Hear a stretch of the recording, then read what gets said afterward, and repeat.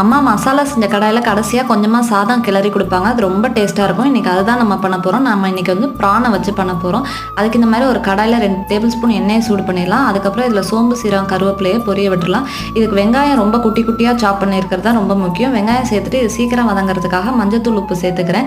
இது ஓரளவு வதங்கினதுக்கப்புறம் இந்த மாதிரி குட்டி குட்டியாக நறுக்கின தக்காளியும் சேர்த்து நல்லா வதக்கிக்கலாம். இது ஓரளவு வதங்கினதுக்கப்புறம் 1 டீஸ்பூன் இஞ்சி பூண்டு பேஸ்ட்டும் சேர்த்து நல்லா வதக்கிடலாம். இப்போ இது கம்மியான மசாலா தான் தேவைப்படும். 1 டேபிள் ஸ்பூன் மிளகாத்தூள், 1 டேபிள் ஸ்பூன் மல்லித்தூள், 1 பிஞ்ச் கரம் மசாலா சேர்த்துக்கலாம்.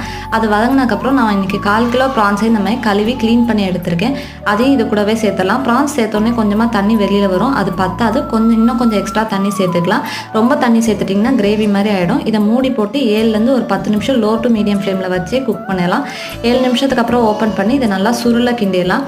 இப்போ இதில் வேக வச்ச அரிசியை இந்த மாதிரி ஒரு பவுல் சேர்த்துட்டு அடுப்பை லோ ஃப்ளேமில் வச்சு நல்லா ரோஸ்ட் பண்ணி எடுத்தோன்னா சூப்பராக ரெடி ஆயிரும். ட்ரை பண்ணி பாருங்கள்.